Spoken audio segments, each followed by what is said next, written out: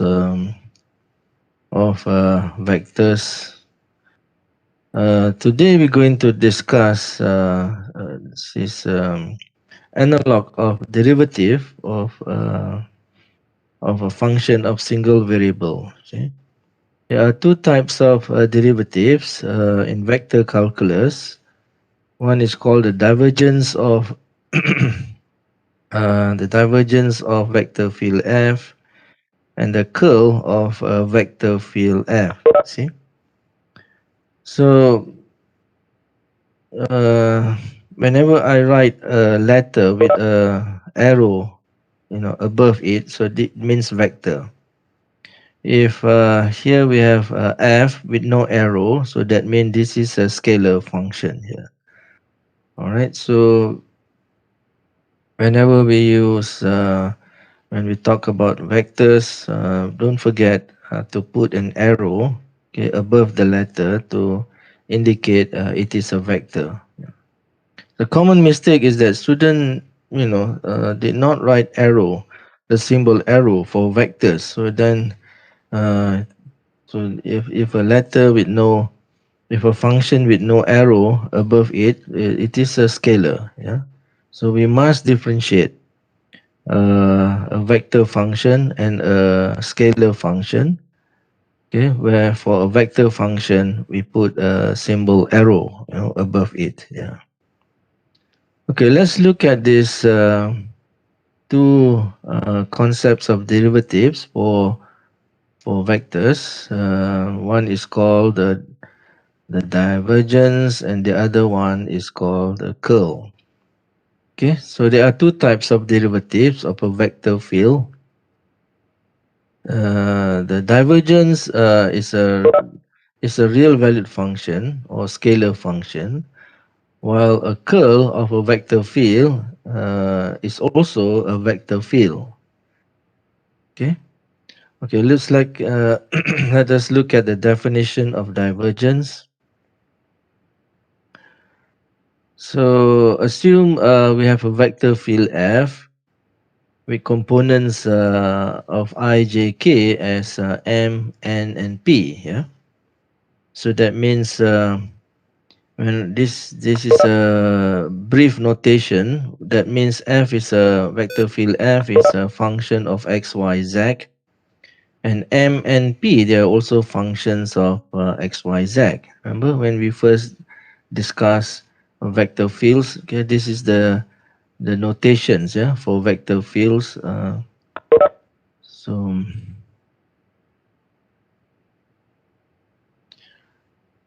so so it is understood here. Okay, when a vector field F is written in this form with vectors I, J, K, so that it is to be understood that the vector field F here um, is a 3D vector field. Yeah,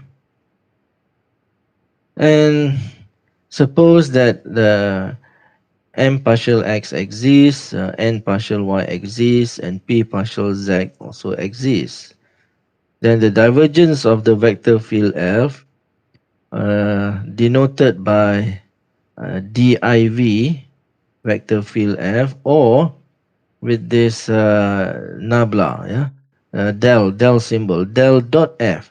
Okay, this is del dot F. Yeah, is defined by m partial x plus n partial y plus p partial z. Okay, so if f is a two-dimensional vector field just containing m and n only, then we only have then the divergence of the vector field f of two variable x, y is simply m partial x plus n partial y. Okay, so that's the definitions of the divergence of a vector field f. Yeah, it is a scalar. You see, the result is a scalar function here. Yeah. Um, let's see an example.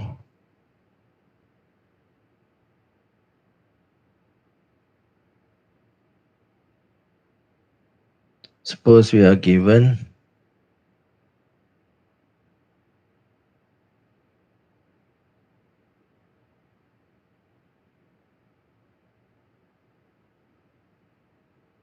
given a vector field F x, y, z equal to x z I plus x y squared z j minus e to the power of 2yk here. Okay, determine. Um, so if you want to find, say, the divergence, what is the divergence of f? Also written as this, according to this symbol here, del dot f. Yeah, this dot must be center dot. You know, this is like a dot product, so it must be at the center. So don't write. Do not write divergence f. Do not write it the dot at the bottom. Yeah. Do not write down the dot at the bottom. Yeah. You must write the dot at the center. Yeah. So, okay, according to the definition, if then if we make the comparison, this is like m. The coefficient of j is n, and the coefficient of k is p. Okay, so by definition, it is m partial x plus n partial y plus p partial z by definition. So m partial x is z, n partial y is 2xy, and what is p partial z? Anybody? 0. 0, yeah? 0. Yeah, so it is z plus 2xy in this example here. Yeah, and it is a scalar function. Okay, the answer is z plus 2xy. So this is a scalar function. This is not a vector function. So divergence of f is produces a scalar function. Uh, okay. Um, if the divergence of a vector f is 0, see this is 0. This is real 0, not a vector 0. It's not a 0 vector. Then the vector field f is said to be divergence free or solenoidal. In some, these are some of the term used for this special case here. They have special meaning in fluid flow here. What is the interpretation of divergence of a vector field f in fluid flow? Suppose v, the vector v, represents the velocity field of a fluid. Okay? Then the divergence of the velocity field v represents the rate of mass flow per unit volume of the fluid from the point xyz. Yeah. So if the divergence of a velocity v, velocity field v is greater than 0, that means there is a positive flow from the point xyz. So xyz is called a source. Yeah, a source. Yeah. If the divergence of a velocity field v is less than 0, that means there is a positive flow to xyz. See, the previous one is from, and the second one is to. So in this case, xyz is a sink. Yeah, it is a sink. So we have source and sink here. Yeah. And if it is 0, if the divergence of velocity field v is 0, then there is no sources nor sinks. So we say in fluid mechanics, it means that the fluid is incompressible. Yeah? Yeah. So it has applications. That's why a special name is given to this concept of divergence of a vector field. Okay, next we have this the second derivative of a vector field is called curl. C-U-R-L. It is a curl. Yeah. And suppose all the first partial derivatives of the components m and p exist. Yeah. Then the curl of f, denoted by curl f or del cross f. Okay? Del cross f is defined as this vector here. Okay, p partial y minus n partial z times the vector I plus m partial z minus p partial x times the vector j plus n partial x minus m partial y times the vector j.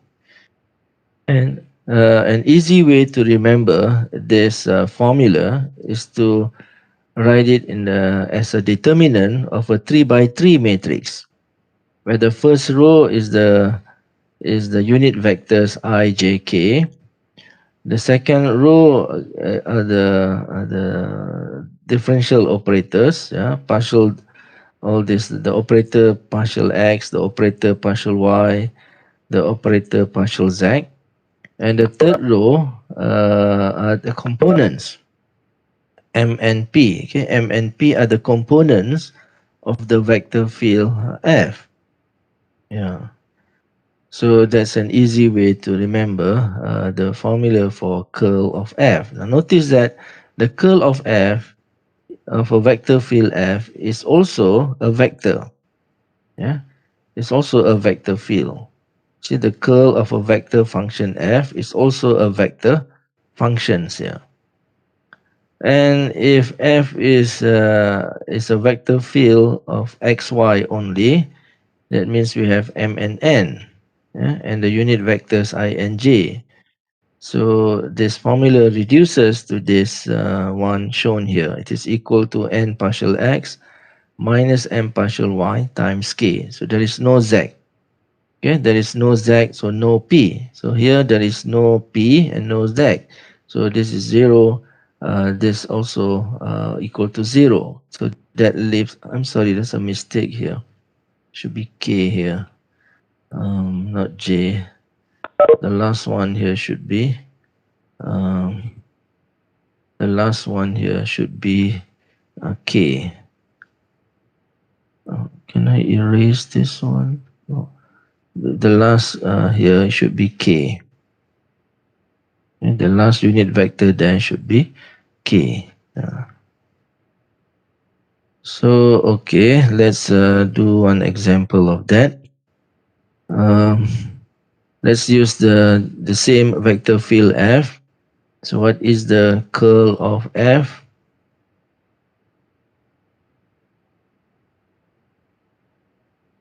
It is del cross f.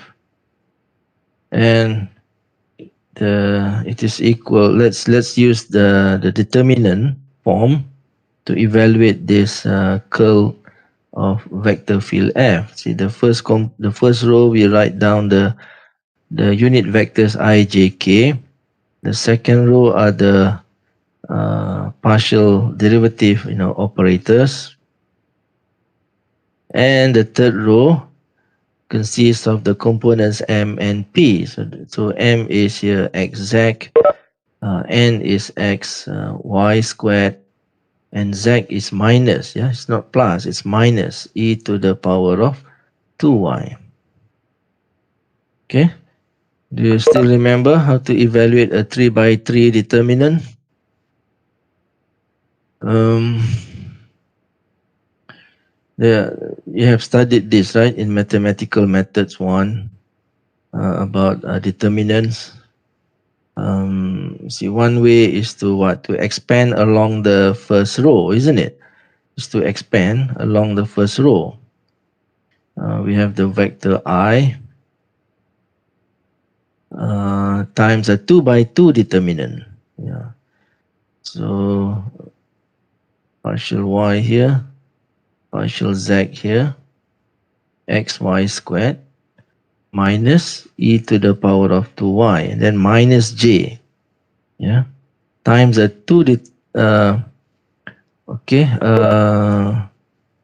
times the 2 by 2 determinant of the first row is partial x, the second row is partial z, and then we have here x z minus e to the power of 2y, okay. And then how do we get this 2 by 2 determinant? We cover up the row and the column containing j, okay, and what's left is this 2 by 2 determinant. And then we have plus the vector k times again 2 by 2 determinant. Okay, cover up the row and the vector and the column containing j. So we have partial x, partial y in the first row. Second row is exact xy squared. Okay, so we know how to calculate a 2 by 2 determinant, right? Um, what is partial y of, okay, first we take the partial y of e minus e to the power of 2y is minus 2, right? Minus 2 e to the power of 2y, and then minus, okay, minus partial z of xy squared is 0, okay, yeah. And then next, for the second term, we take the partial x of minus e to the 2y is 0, and then minus 0, and then minus uh, the partial derivative of x with respect to z is 1. No, x, right? It's x, yeah. And then here for the last 2 by 2 by 2 determinant, the partial of xy squared with respect to x is y squared. Is y squared, and then minus uh, the partial derivative of x with respect to y, which is 0. Yeah, which is 0. So we can write the answer as minus 2 e to the power of 2yi minus and minus plus xj, and then plus y squared, the vector k. All right. Mm, am I right? Any question?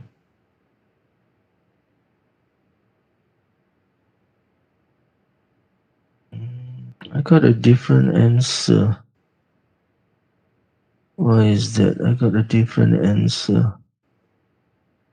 Exact x. Oh, I'm sorry. I missed a. For n, there is a z here. I missed this z there. Okay. I missed z there, right? N is xy squared z. Yeah. So I got a different answer from the one that I have calculated. So okay. So there is a z here. Uh, where else? There's a z here as well. Yeah.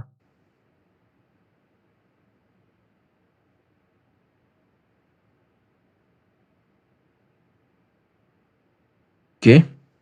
So that means what? Hmm.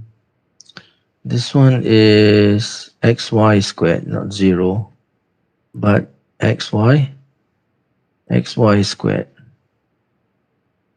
Here also,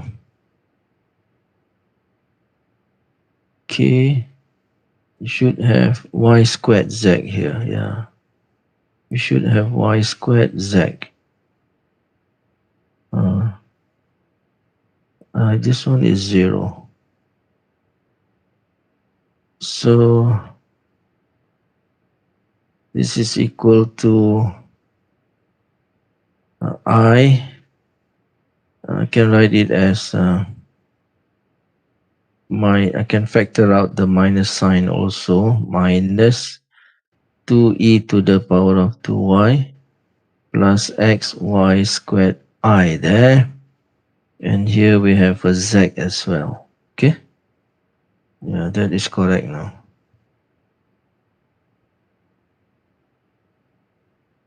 Any question? Mm.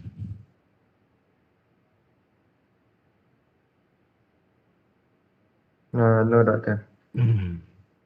There is another way, right? To calculate the 3 by 3. There is another way, isn't it? To calculate 3 by 3 determinant. Remember I showed you last time.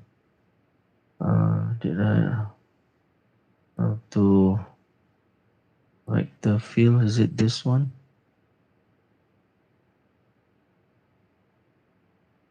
No, which one is it? Vector fields is the first node. The first node or the second node.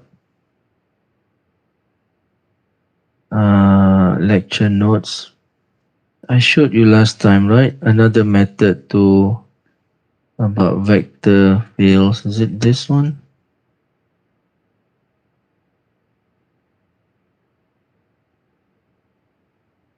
Is it this one? No, not this one. Is it the second one? Is it the second one? Yeah, this one here. See, there's a cross product, right? One way is to use this approach. You can also use this approach to to calculate the what the the curl of the vector field f. Yeah. So alternatively,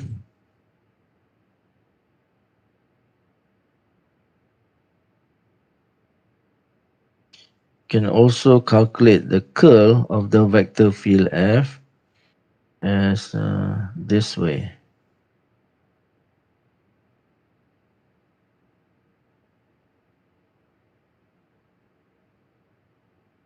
What is the third row? X y squared z. Here minus e to the power of 2y. Okay. Okay. By adding the first two column. Okay. By adding the first two column to the right hand side. What else? So we have x z. Then here we have j. And then right x squared z. Okay. And you can use this product of three elements here. Then we use the plus sign, and also this in the upward direction, but use the minus sign. Okay. So I leave it to you to show that you will get the same answer as the one above.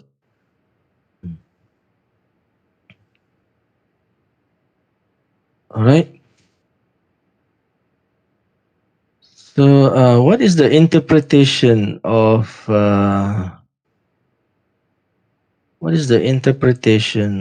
this curl? What is the interpretation of this curl? Again, it has a useful interpretation in fluid mechanics, in fluid flow. If the vector v represents a velocity field of a fluid flowing through a solid region, the curl of the vector velocity field v measures the tendency of the fluid to curl or rotate, about an axis here. Okay, so the curl is a vector, right? The curl of a vector field is a vector field also. Yeah. So one physical interpretation is measures the tendency of the fluid to curl or rotate about an axis. You know, sometimes when we pass through a river, we see some leaves floating, right, uh, on the river, and sometimes you see the leaves rotating, isn't it? So whenever there is a rotation, it means that the curl is not zero there. Yeah. If the leaf is not rotating, I mean, if the leaf is rotating, that means the curl is not zero here. And if the leaf is not rotating while flowing, it means that the curl is zero, irrotational. So if the curl of a vector field f is zero, it's a zero vector. See, this is not zero, it's a zero vector. Then f, the vector field f, is said to be irrotational. Yeah.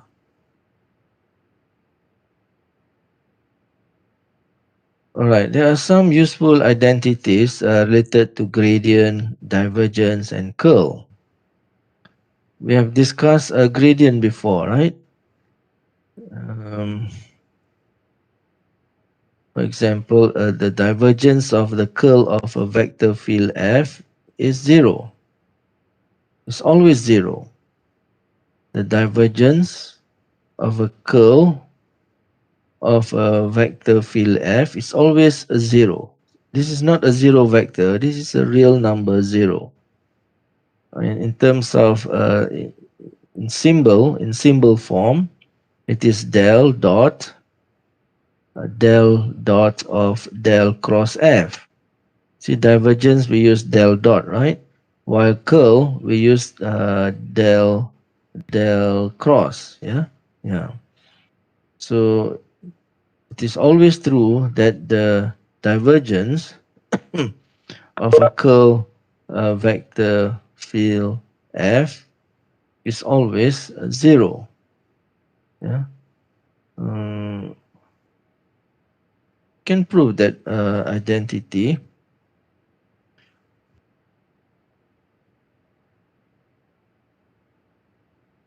Um, what is it?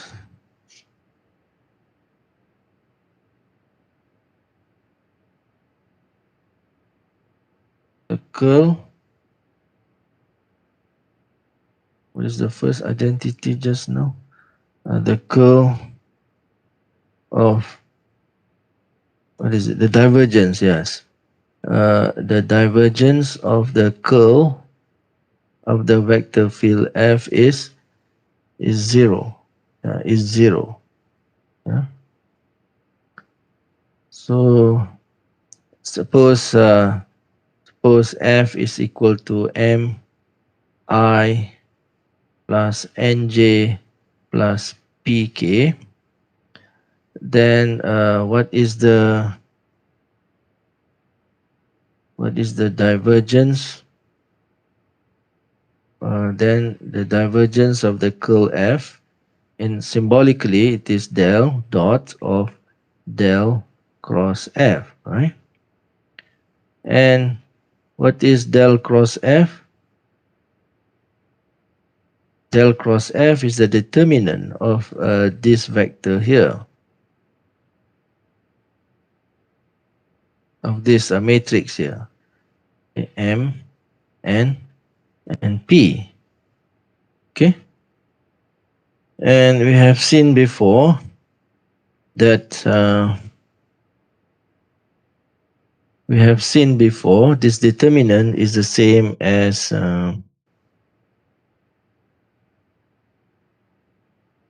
what is it equal to? Where is it? It is equal to this one here, right? It is equal to this one here. Yeah, it is equal to this one. Let me take a snapshot. Save me from writing.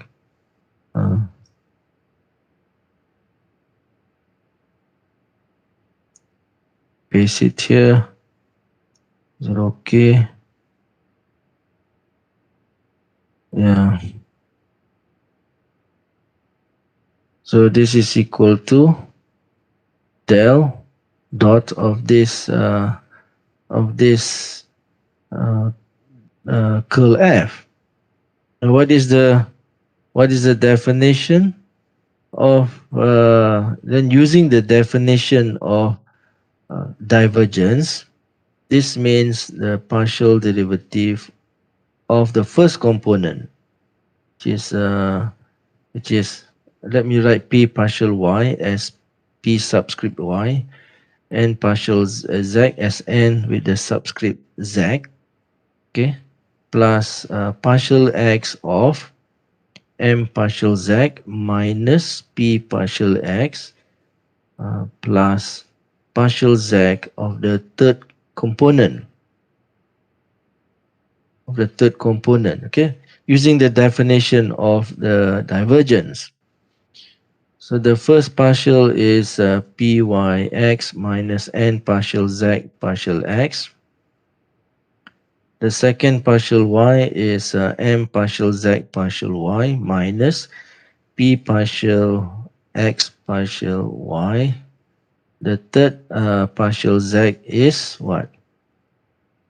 N partial x partial z minus m partial y partial z. Okay. Now we have p partial y partial x cancel out with p partial x partial y. Okay. They are both equal. And then n partial z partial x cancel out with n partial z partial x partial z. And then m partial z partial y cancel out with minus m partial y partial z. See, so the end result is 0. Not 0 vector, but 0. Okay? Yeah. So this is one way of proving, uh, so similarly, you can also prove the that curl of gradient f is equal to as is the vector 0. Okay, the curl of the gradient f. What is gradient? Do you remember the definition of a gradient? Mm,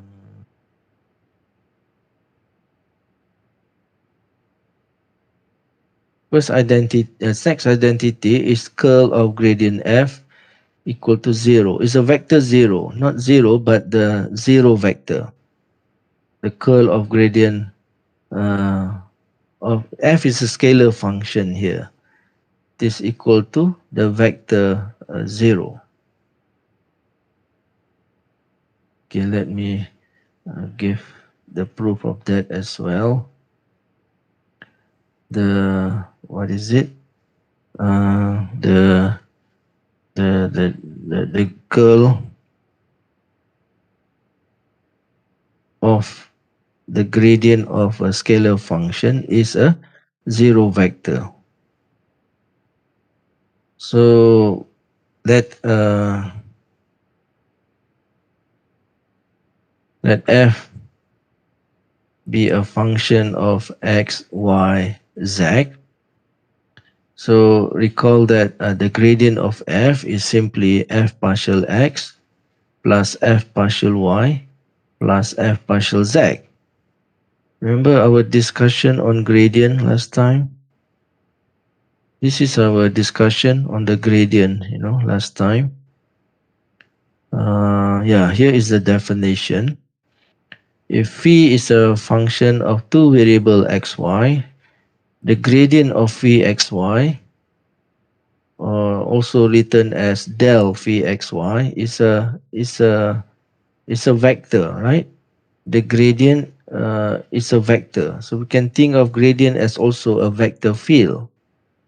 If phi is a function of three variables, then the gradient of phi is also a vector field.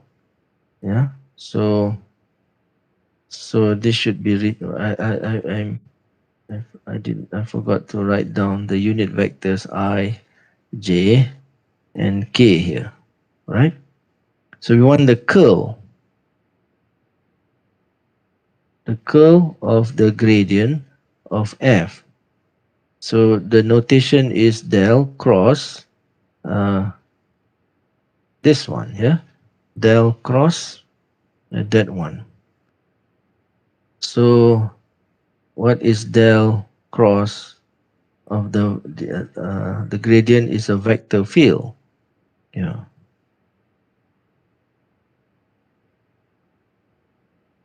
it's a vector field. Okay. Yeah. So applying the definition of a curl is equal to the determinant of this three by three matrix here, and the components here are f partial x, f partial y, f partial z. Okay.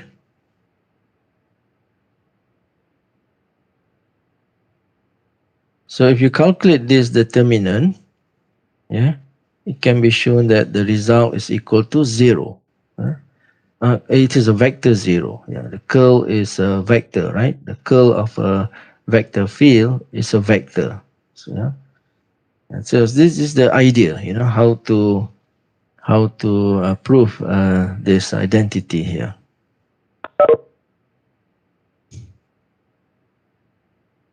Mm.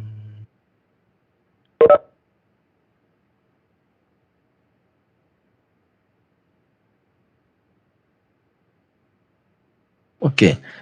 One other thing is recovering. Yeah, how to recover a function from its gradient.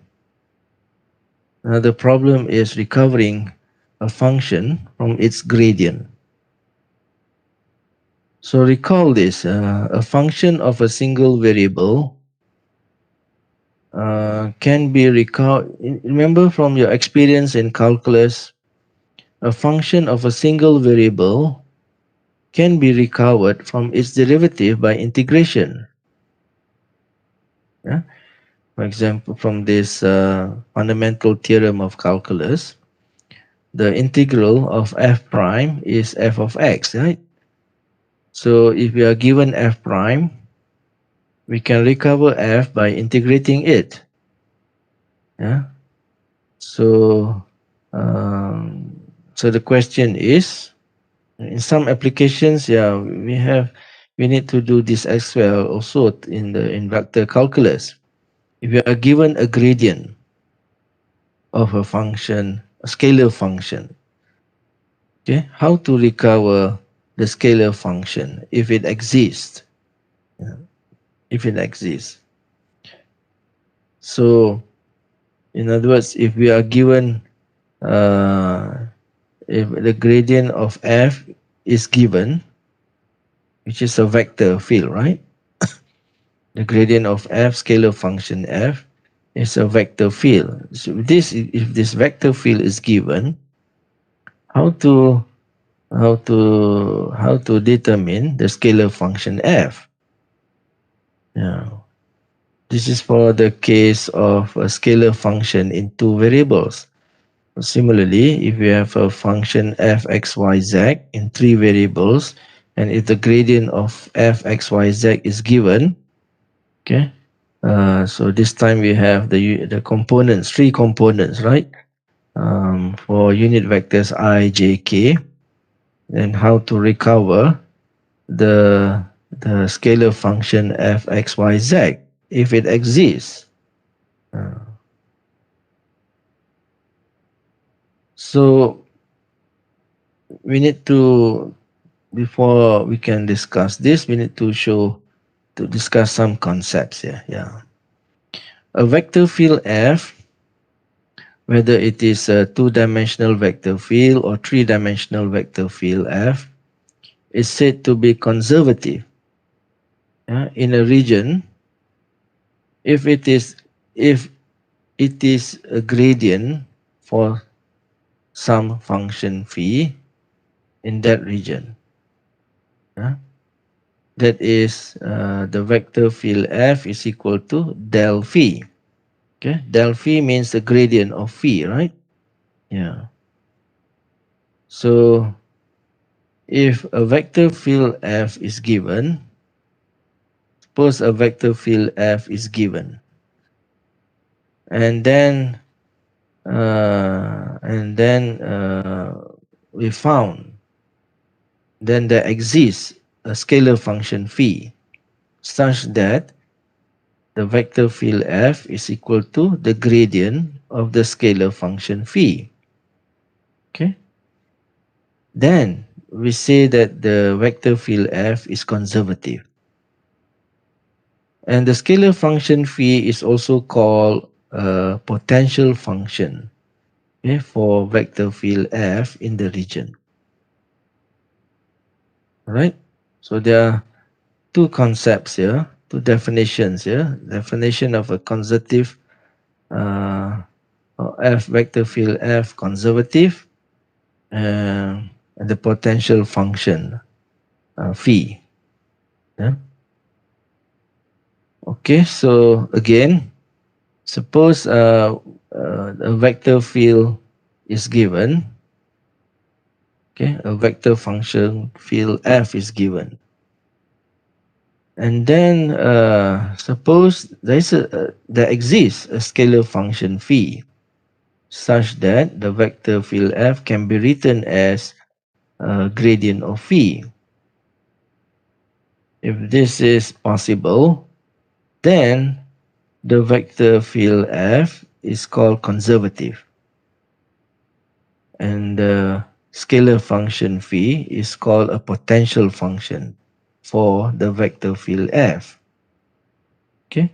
In some cases, given a vector field F, in some cases there exists no scalar function phi, okay, such that the vector field F can be written as the gradient of phi. In some cases, the scalar function phi does not exist. Yeah, I will show you some examples that given vector field F, no scalar function phi exists such that the vector field F is equal to the gradient of phi. Yeah.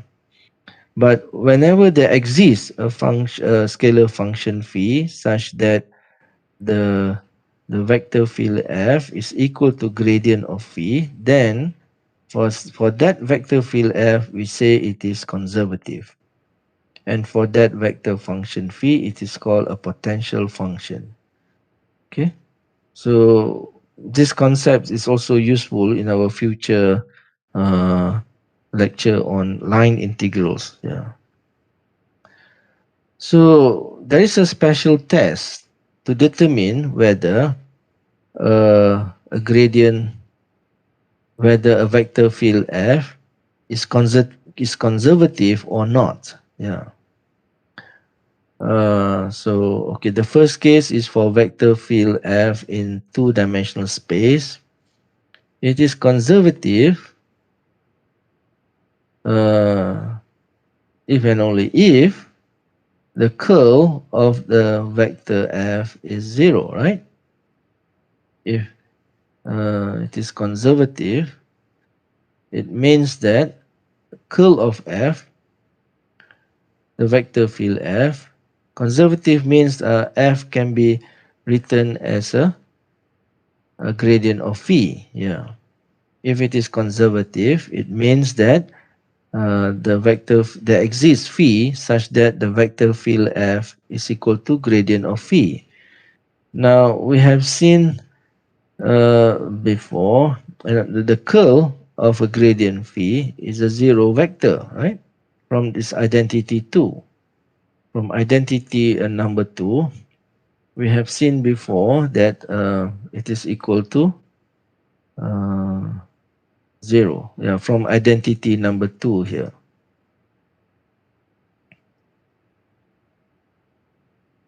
It is equal to, I cannot write. Uh, okay. From identity number 2 that we have discussed before, that the curl of a gradient P is always a zero vector. Yeah. Similarly, if F is a vector field in three-dimensional space equal to Mi plus Nj plus Pk, if it is conservative, that means there exists a scalar function phi such that the vector field F can be represented as del phi. So again, from identity 2, it is always equal to 0. And this means that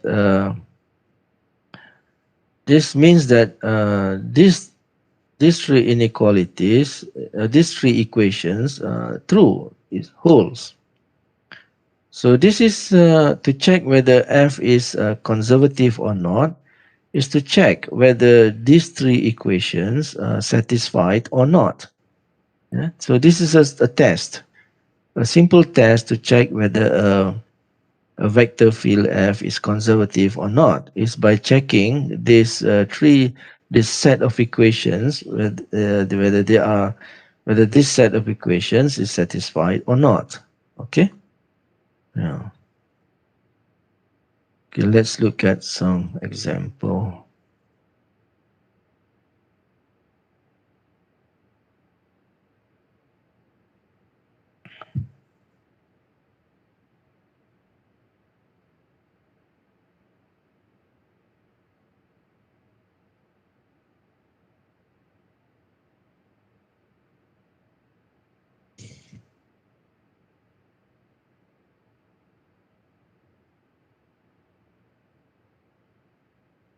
Mm, I think let's have a 10 minutes break. Huh?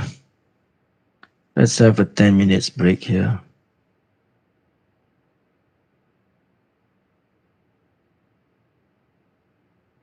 Okay.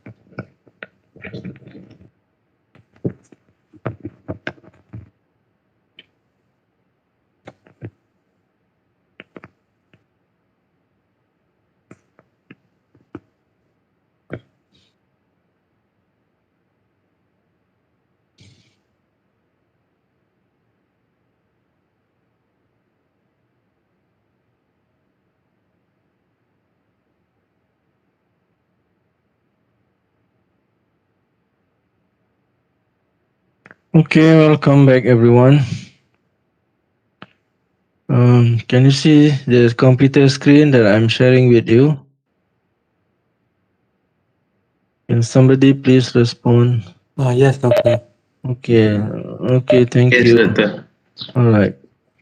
So, yeah, there is another thing.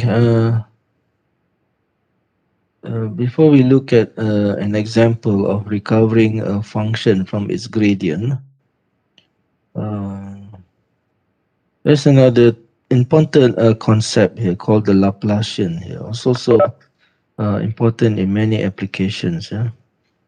Um, Suppose we are given a scalar function here, f x y z. The divergence, or what? Let's look at the divergence of the gradient of f. Okay, symbolically it is del dot del f. Del dot here means divergence, and del f here means the gradient, right? So we are looking at divergence of a gradient of f. Now, by definition, the gradient of f is f partial x times the vector I plus f partial y times the vector j plus f partial z times the vector k. Okay, that's the definition of a gradient. Okay, next we apply the definition of divergence. Yeah. Divergence means we take the component I, differentiate the component I with respect to x, so we get f partial x, and then plus the partial y of the component of j. So the partial y of the component of j is f partial y here, and then plus the partial z of the component of k. Okay, the component of k is f partial z. So if we differentiate f partial z with respect to z again, we get f partial z. And such a term is called the Laplacian of f. Okay, in many applications, sometimes we have this equation here, the Laplacian equal to 0.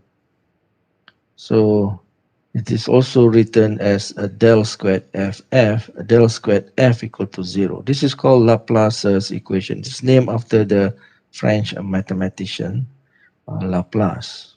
Have you heard of Laplace, the name Laplace before? Have you heard of the name Laplace? Laplace transformation. Laplace transformation, yeah, it's the same Laplace. Okay, we're talking about the same Laplace, yeah. So this is a Laplace equation. Okay, I have some information about Laplace. Where is it? Mathematicians, yeah. Laplace, yeah.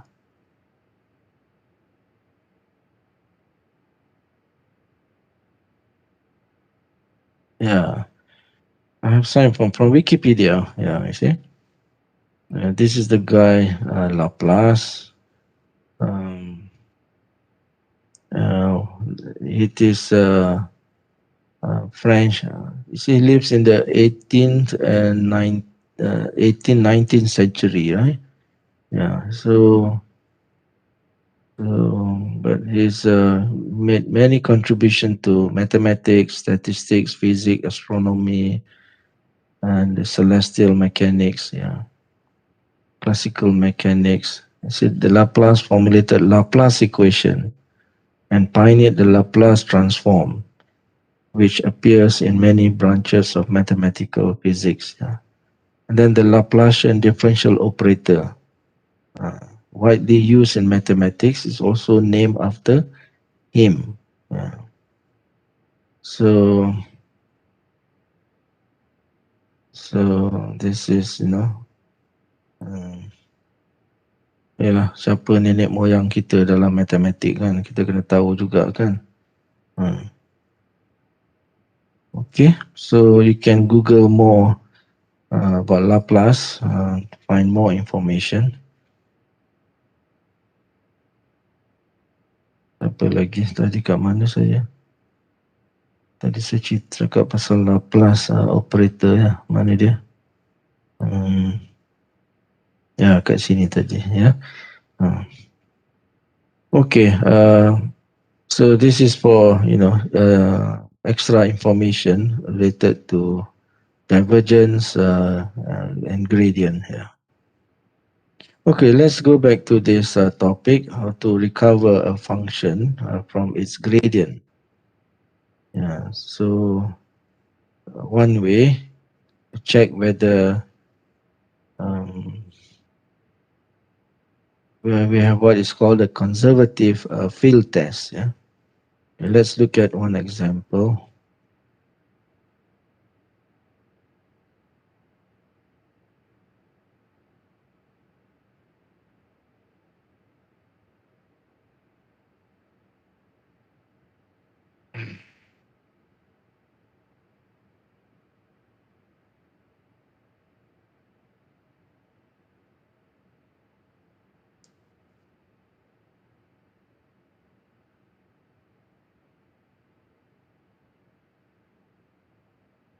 So suppose we are given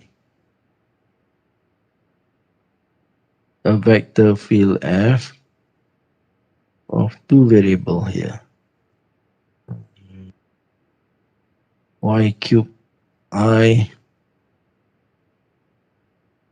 plus 3xy squared j, for example, right?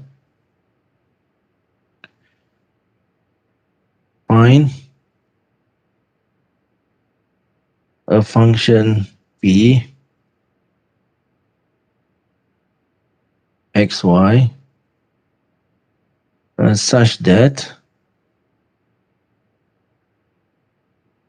just a moment, I need to connect my power cable to my laptop.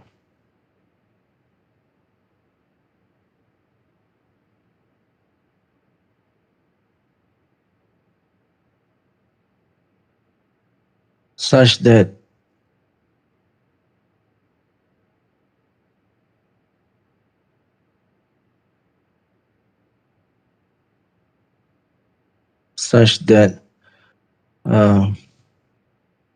f is equal to the gradient of phi if it exists. If it exists. If phi exists, yeah? Yeah.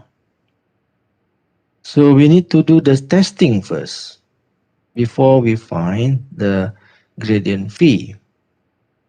So what is the testing? So first we identify the components m and I, m and n, right? 3xy squared j. So this is mi plus nj. Okay, then we do the testing. What is the testing? Is it here?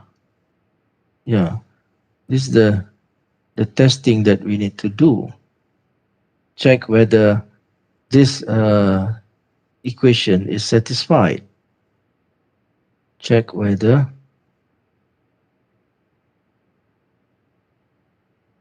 this equation is satisfied.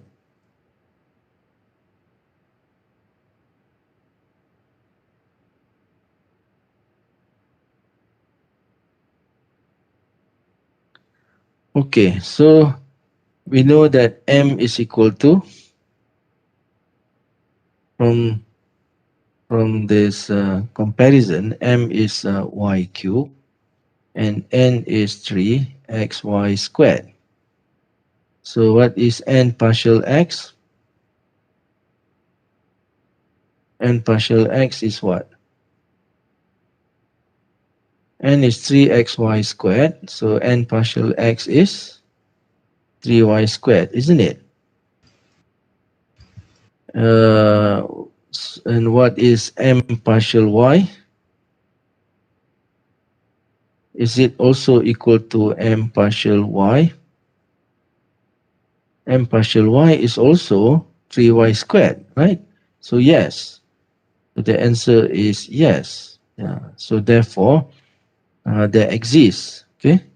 Therefore, there exists phi xy such that uh, f is equal to the gradient of phi. Okay. How to find this phi? Um, so phi means the gradient of phi means what? Phi means phi partial xi plus phi partial yj, right? So you compare both sides again. So phi partial x is equal to m, and phi partial y equal to n, right? Yeah. So m, because f is what? F is mi plus nj. So if you compare both sides, so phi partial x is equal to m, phi partial y equal to n. So here m is equal to y cube, and phi partial y n is equal to 3x y squared. Okay. Yeah.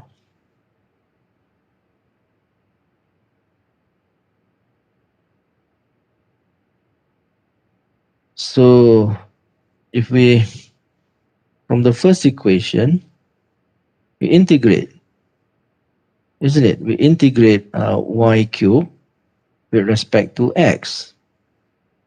Okay, so the result is so the result is x y cube, okay, plus some constant c, isn't it? Plus some constant c of y, because we treat y as a constant here. Okay, phi partial x mean we treat y as a constant. So when we integrate y cube with respect to x, it is xy cube plus a constant function of y. Yes, not just c, but c of y. So this is our candidate for phi now. Okay, how to find c?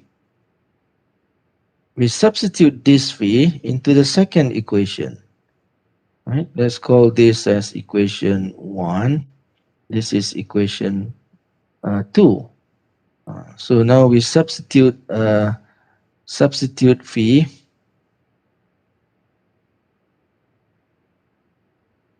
xy equal to xy cube plus c of y into equation 2, because this phi must also satisfy equation 2, right? So what is phi partial y on the left hand side? We get phi partial y equal to 3xy squared. Phi partial y is 3xy squared plus c prime of y, right? Yeah, 3xy squared. Okay, so 3xy squared cancel out, so we have c prime y equal to 0. So that means c of y is some constant, say call it d, some constant d. So therefore, the function, the potential function, the phi or the potential function phi is equal to xy cube plus d, where d is a constant. Yeah, so we have infinitely many, because d is arbitrary, so phi has, so we have infinitely many solution here. Okay, so given a function, a vector field f, we have shown from the testing that the function phi, scalar function phi exists such that the vector field f is equal to the gradient of phi. Yeah, and And we have shown that the gradient phi, the scalar function phi is equal to xy cube plus d, where d is any constant here. Okay, so that's one example. Let's do another example, this time involving uh, a function of three variables. So given a function, a vector field f in three-dimensional space equal to 2xy plus z squared I plus x squared j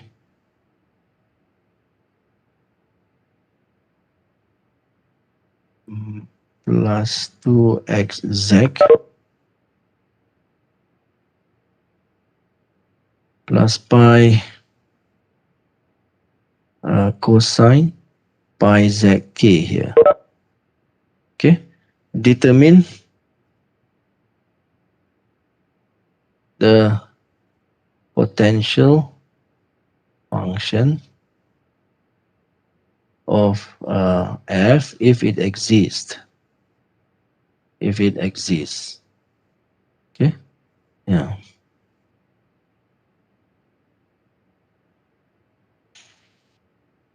In other words, we want to determine phi x, y, z such that f vector field f is equal to the gradient of phi if phi exists. Yeah. So we do the testing first, right? To check how to determine whether phi exists. So we need to do a testing. What testing? Yeah, this one here. We do this. See whether this set of equations is satisfied.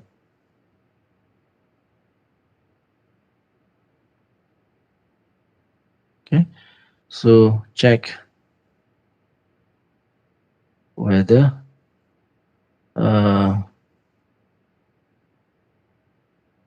this set of equations here are satisfied. So so we need to identify M and P here, right? So clearly, this is M. Okay, this is M. The component of I is M. The component of J here is N. And the component of K here is P. Yeah.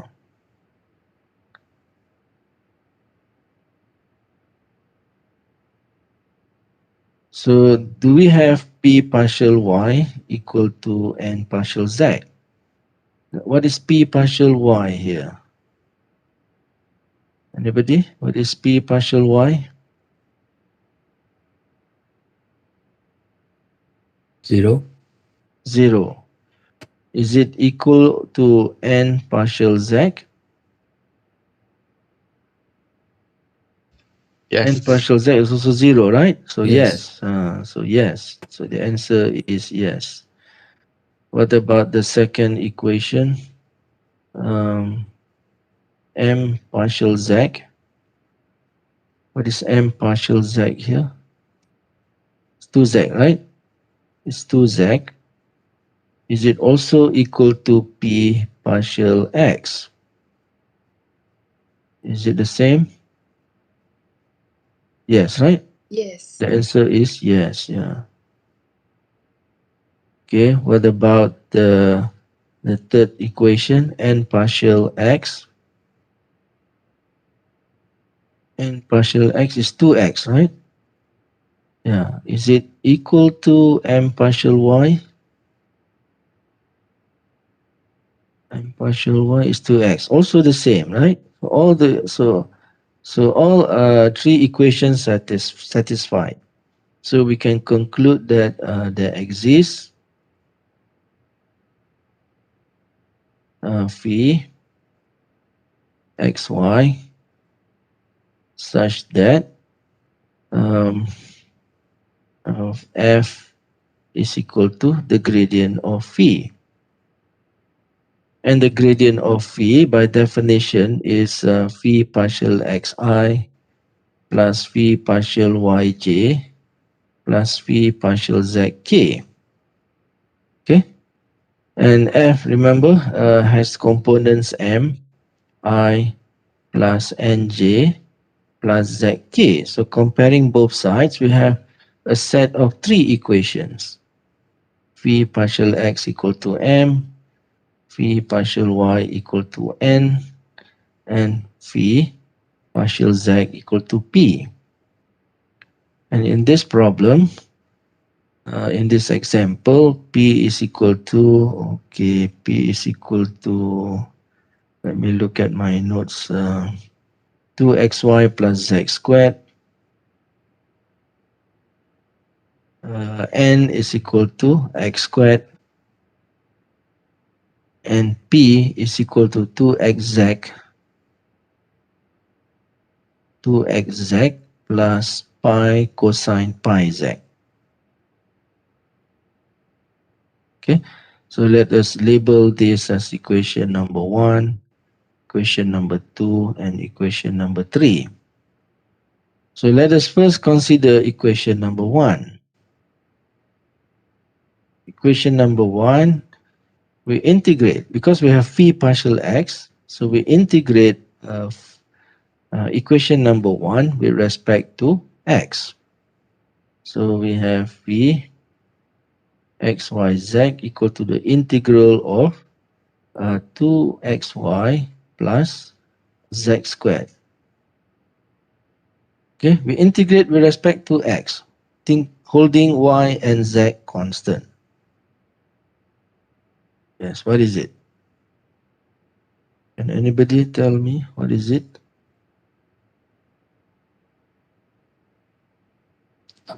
X squared y X squared y plus, plus z squared x okay, or x z squared, yeah.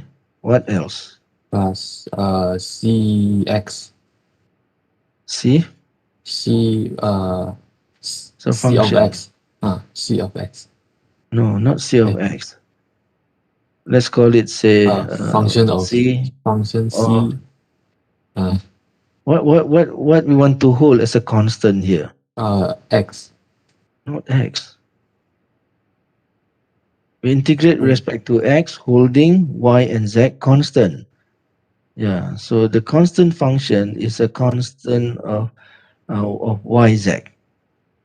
Okay, because we integrate with respect to x. That means we holding y and z as constant.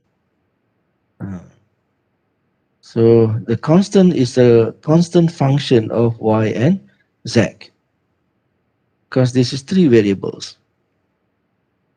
How now? The next step is to determine the constant function yz. So this function phi must also satisfy equation 2, right? So we substitute this phi into equation 2. Yeah.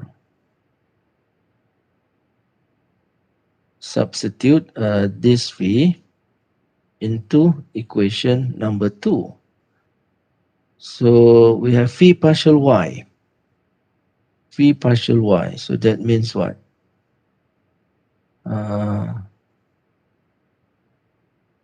We differentiate this function phi with respect to y. So it is x squared plus 0, right?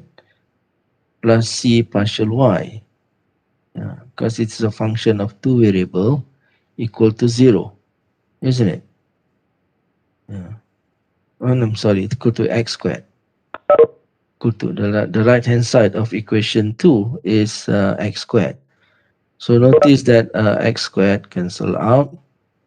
So we have c partial y, yz equal to 0.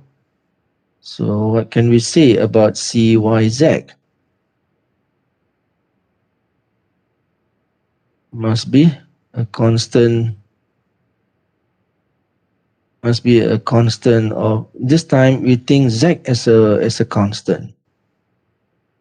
So it is like a d of z, isn't it? Yeah. Holding z constant, right? Yeah. So it is a function of z. So what is d? So therefore, phi. Now we update our solution phi equal to x squared y plus x z squared, and cyz is now d of z. Okay, so now we substitute this phi into equation 3. This phi must also satisfy equation number 3. So we substitute this phi into equation 3. So now we differentiate, on the left we have phi partial z. So if we differentiate this phi with respect to z, the result is what? 2xz plus d prime, right? Because it is a single function, a function of single variable, I can use the prime symbol here. D prime z equal to what? On the right hand side, of equation 3 is 2xz plus pi cosine pi z. So 2xz cancel out. So we have d prime z equal to pi cosine pi z. So what is d? Therefore, what is d? Minus sine z, pi z, minus sine pi z. Should there be a minus sign? Now we want to integrate. Oh, yeah. Sine. Integrate this pi cosine pi z with respect to z. So it is sine, right? Sine pi z plus some constant c. Now we can write just that constant as what? K, right? K, yeah, where k is any constant. It's any constant, right? So now can replace dz by sine pi z plus k. So finally, we have found phi xyz equal to x squared y plus x z squared plus sine pi z plus k. Yeah, k is just a real number here. It's not a function anymore. K is a constant. Any question?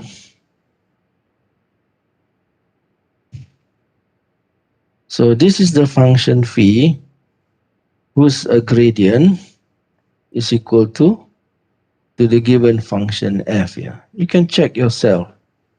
Okay, the given function, the function phi that we have found has gradient equal to this given vector field f.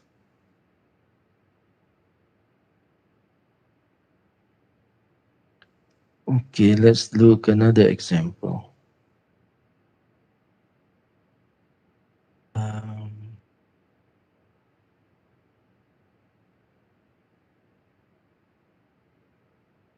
Suppose we are given a function g. We don't have to use f all the time. Suppose g is y z cosine xy times the vector I plus xz cosine xy times the vector j plus cosine xy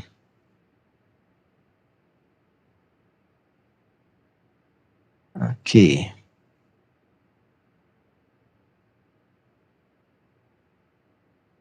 Okay, so determine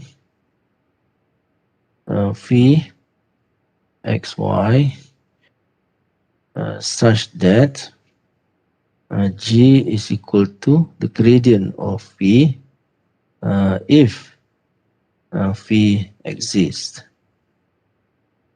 right? If phi exists.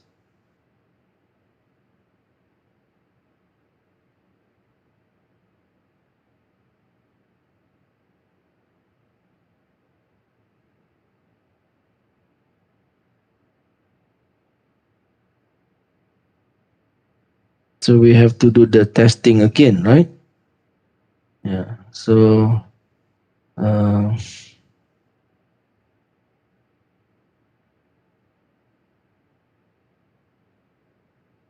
so to determine if phi exists, we check whether this set of equations are satisfied.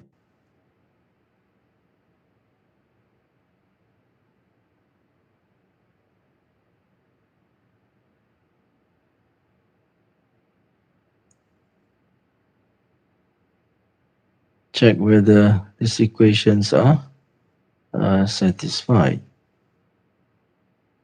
So what is P and what is M and P? So M is the component of vector I, N is the component of vector J, and P is the component of vector K. So let's check the first equation, P partial Y. What is P partial Y? X sine xy. Minus, right? Minus. Oh yeah, minus. Minus x sine xy. Is it equal to n partial z? What is n partial z?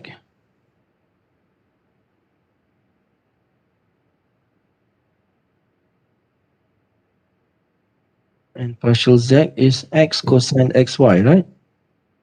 X cosine xy. So are they equal? No, they're not equal, right? The answer is no. So what does it mean? There is no function phi. Yeah. So no need to check the others because all these three equations must be satisfied simultaneously. Yeah. So only if one equation is not satisfied, we can immediately conclude that there is no function phi such that g equal to the gradient of phi. So we can immediately conclude that there is no function phi x, y, z such that f is equal to the gradient of phi. Yeah. So here f is not conservative. Doctor, may I look again the question? Yeah. Uh-huh. Yeah, this one. Cos x Can you see it? cos. Yeah. Doctor, is it also z? P. Is it also sine there? Should be sine, right? Is it nz? Differentiate n to a. What n partial z. partial nz? Partial z. N partial z. Yeah, that is correct. Should be z also.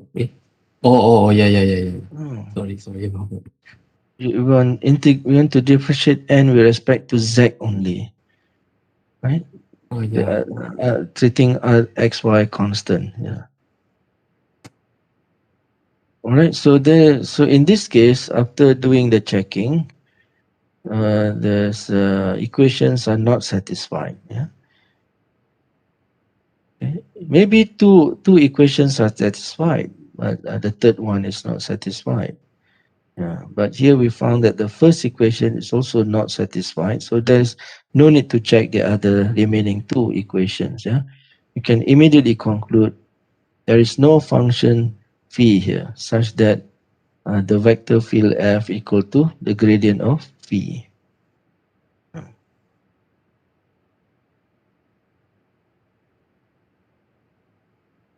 Okay, so this is important when we want to discuss line integral. Well, we need this such calculation again. Okay, let's look at our cost information. I've already discussed gradient, directional, divergence field. Okay, I've already discussed this one, curl. And I also discussed potential functions, conservative. Okay, next thing is this line integrals here. Okay, this line integral is what I want to discuss next.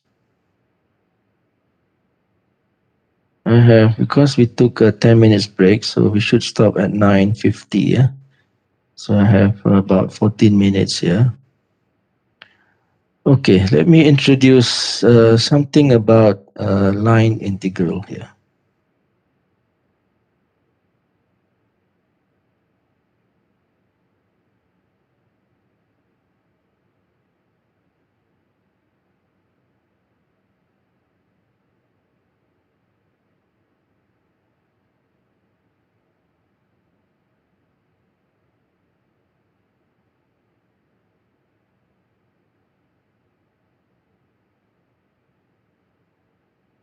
Okay. Sorry if this looks a little bit blurry. I'm using my handphone to capture this note.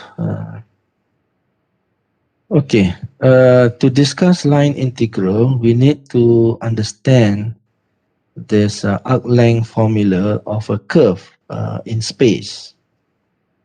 Okay. So recall this position vector RT equal to xti plus ytj plus ztk. Okay, t say from A to B. Now we know that this position vector, this vector function here, is what? It describes a curve in space, right? Describe some curve in space. Let's denote this curve as gamma. So the initial point is P when t equal to A. The end point is Q when t equal to B. Now the question is, what is the arc length for this curve in space? You have studied arc length formula, right? In mathematical methods 1, the arc length formula for a curve on a plane. So now we have a curve in 3D space, x, y, z, and using the same approach that I have shown you before, we partition this curve into small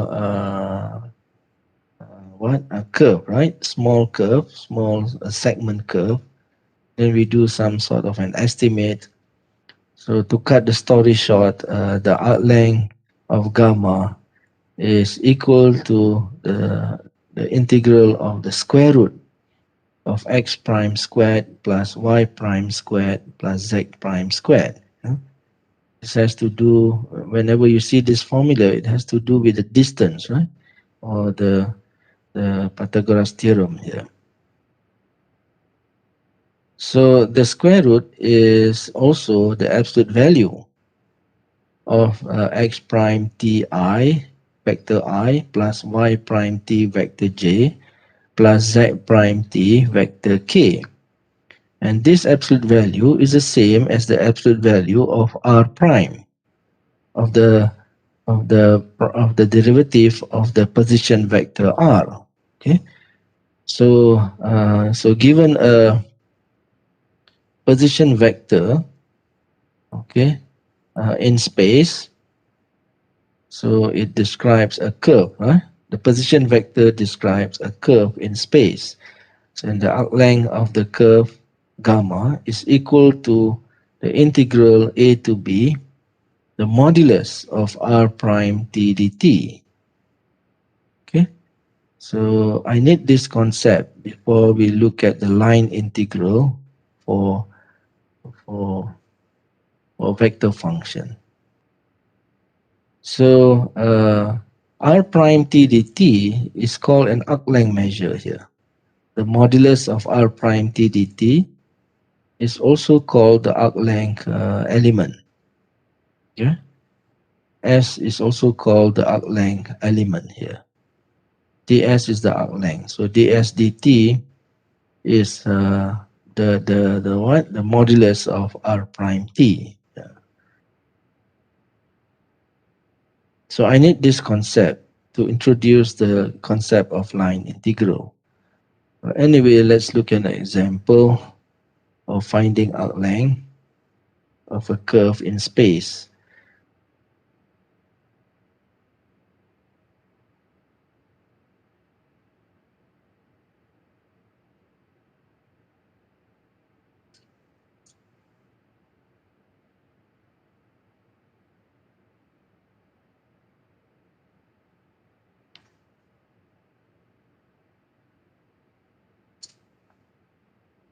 Where is the notes?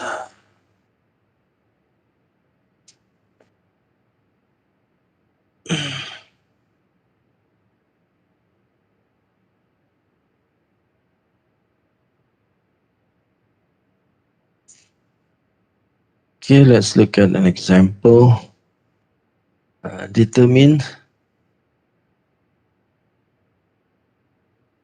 the arc length of the vector, the position vector 1 over RT 1 plus T to the power of 3 over 2 I plus 1 over 3 times 1 minus T to the power of 3 over 2J plus half TK. Okay, for T between minus 1 and 1. Yeah. So we use the arc length formula. Yeah, L equal to the integral between minus 1 to 1 of the absolute value of r prime t dt. Okay, we use that formula that I have shown you just now. What is r prime t? Differentiate rt component by component. Yeah, so it is 1/2 1 plus t to the power of 1/2 I. We have also 1/2 times 1 minus t, 1/2 times the derivative of 1 minus t is minus. So I need a minus sign there. And then plus 1/2 k. Okay. Then we take the modulus. The modulus is the square root of the square of the component. Okay. The square of the component, it is 1 over 4, 1 plus t. The square of the second component is 1, 4, 1 minus t. And the square of the third component is 1 over 4. Okay. And this is equal to what? 1 over 4t cancel out. So 1/4 plus 1/4 plus 1/4. We have the square root of 3/4 dt. Okay. So it's just a constant here. Square root of 4 is 2. So we have square root 3 over 2 t is from -1 to 1. So it is square root 3 from 1 times 1 minus minus 1. That's 2. So the answer is square root 3 unit. Yeah, square root 3 unit. Now it so happened that here the integrand is, it leads to a constant integrand here. Yeah? So that's one example of finding the arc length. Mm.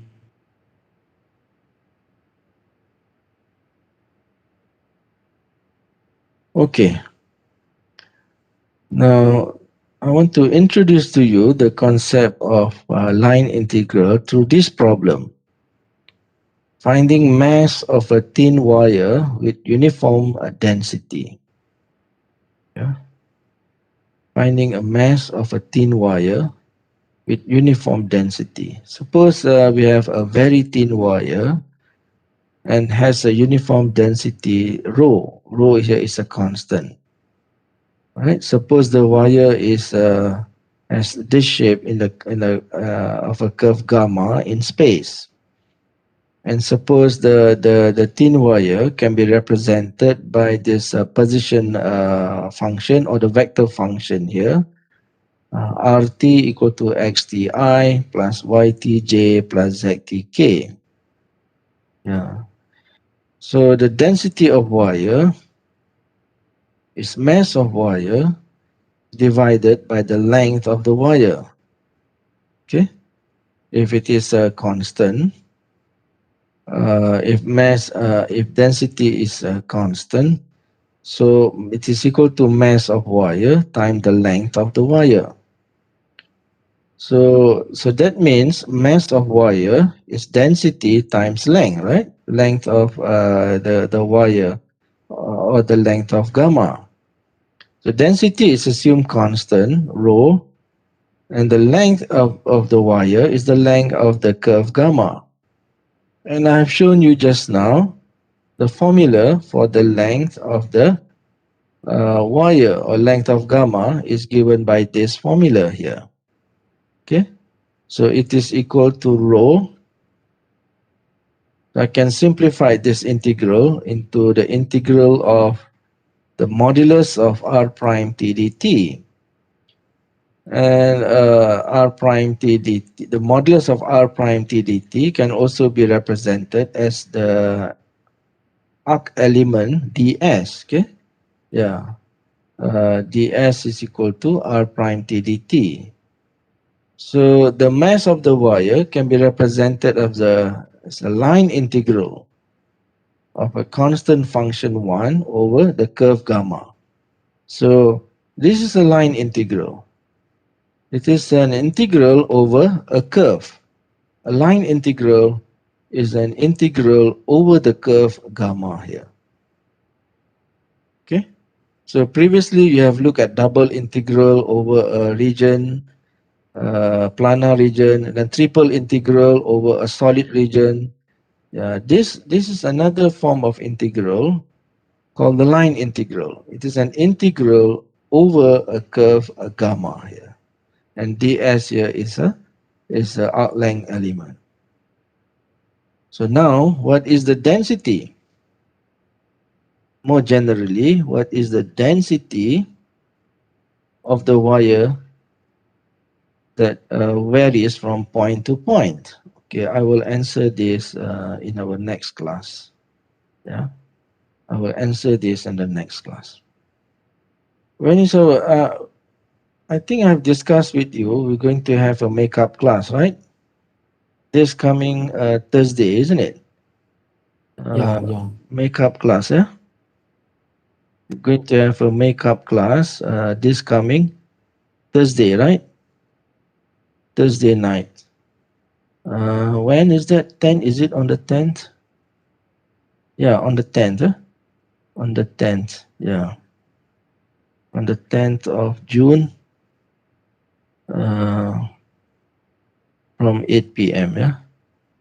Until 9:30 or something like that. Okay? So again, so I will see you this coming Thursday night, 8 p.m., right? For this makeup class. I will introduce the concept of line integrals, and then we look at some evaluations of line integral, and then also this Green's theorem here. Green's theorem here. Okay, so that next week we can start off with surface integrals. Yeah. Okay. So I'll stop now. Let me show you the QR code for your attendance.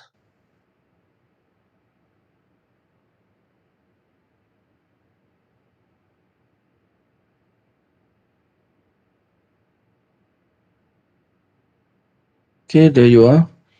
So please scan this QR code for your attendance today. So thank you for coming to this class. So you may leave after you have finished scanning. So I'll see you this coming Thursday, inshallah. Thank you.